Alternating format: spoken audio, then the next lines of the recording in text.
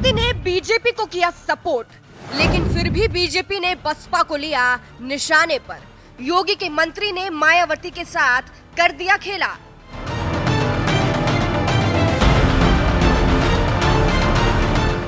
बसपा प्रमुख मायावती के तेवर इन दिनों बदले बदले से नजर आ रहे हैं। जहां वो विपक्ष पर बरस रही है तो वहीं बीजेपी पर नर्म है। अभी के कुछ मामलों को ही उठाकर देख लीजिए आप। 2000 का नोट, यूपी निकाय चुनाव, नए संसद भवन, जहां सारा विपक्ष निशाना साध रहा है तो वहीं मायावती ने इन सभी मुद्दों पर बीजेपी का साथ दिया है। लेकिन अब इसी बीजेपी ने मायावती के साथ खेला कर दिया है। चलिए आपको भी बताते हैं क्या है पूरा माजरा। अब देखिए, मायावती जहां पूरे विपक्ष पर निशाना साध रही है तो वहीं बीजेपी को लेकर नर्म है। मानो ऐसा लग रहा है कि वो बीजेपी के साथ है, लेकिन इसी बीच बीजेपी की तरफ से ऐसा बयान आ गया है जिसको सुनकर मायावती को गुस्सा आ जाएगा, या यूं कहे उनके साथ खेला हो गया है। क्योंकि जहां वो एक तरफ बीजेपी का समर्थन कर रही है कई मुद्दों पर, तो वहीं बीजेपी उन पर ही निशाना साध रहा है। जी हाँ, सही सुना आपने।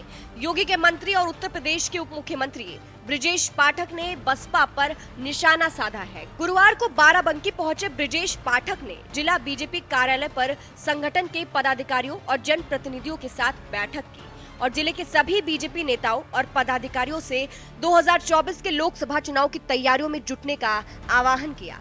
एबीपी की रिपोर्ट के मुताबिक इसी बैठक में ब्रजेश पाठक ने मायावती और अखिलेश यादव दोनों पर निशाना साधते हुए कहा, सपा और बसपा दोनों की ही सरकारों में जो काम प्रदेश में नहीं हो सके वो सभी काम केंद्र की नरेंद्र मोदी और प्रदेश की योगी आदित्यनाथ सरकार के नेतृत्व में हो रहे हैं। हमें ये संदेश जन जन तक पहुंचाना है। अब यहाँ जिस तरह से ब्रजेश पाठक ने बसपा पर निशाना साधा है, उसके बारे में जानकर मायावती को गुस्सा आ सकता है और हो सकता है कि वो अपना स्टैंड भी बदल सकती है, क्योंकि कुछ दिनों से लगातार मायावती बीजेपी के मुद्दों पर सपोर्ट कर रही है। अभी हाल फिलहाल ही जहाँ सारा विपक्ष नई संसद का विरोध कर रहा था तो वहीं मायावती ने सपोर्ट करते हुए मोदी सरकार को शुभकामनाएं दी थी।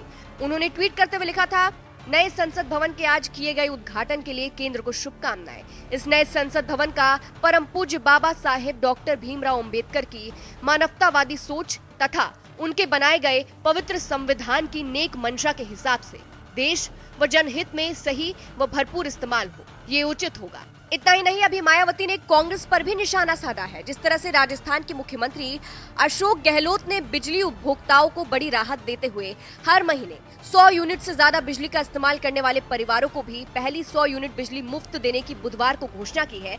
इस पर मायावती भड़की है और एक के बाद एक 3 ट्वीट किए हैं। मायावती ने लिखा है, राजस्थान में विधानसभा आम चुनाव के नजदीक अब वहां की कांग्रेस सरकार द्वारा 500 रुपए में रसोई गैस व 100 यूनिट फ्री बिजली देने आदि की घोषणा स्पष्टतः चुनावी छलावा नहीं तब और क्या है। जबकि बढ़ती महंगाई के मद्देनजर इनको ये कार्य सरकार बनने के प्रारंभ में 5 साल पहले कर देना चाहिए था। इस ट्वीट को लेकर यह भी कहा जा रहा है कि मायावती ने बीजेपी के लिए कांग्रेस को लताड़ लगाई है। ये बीजेपी का समर्थन है और इशारा है, लेकिन फिर भी बीजेपी वाले मायावती पर ही तंज कस रहे हैं। फिलहाल जिस तरह से ब्रजेश पाठक ने मायावती पर तंज कसा है, उस पर आपकी क्या राय है, कमेंट करके जरूर बताइएगा।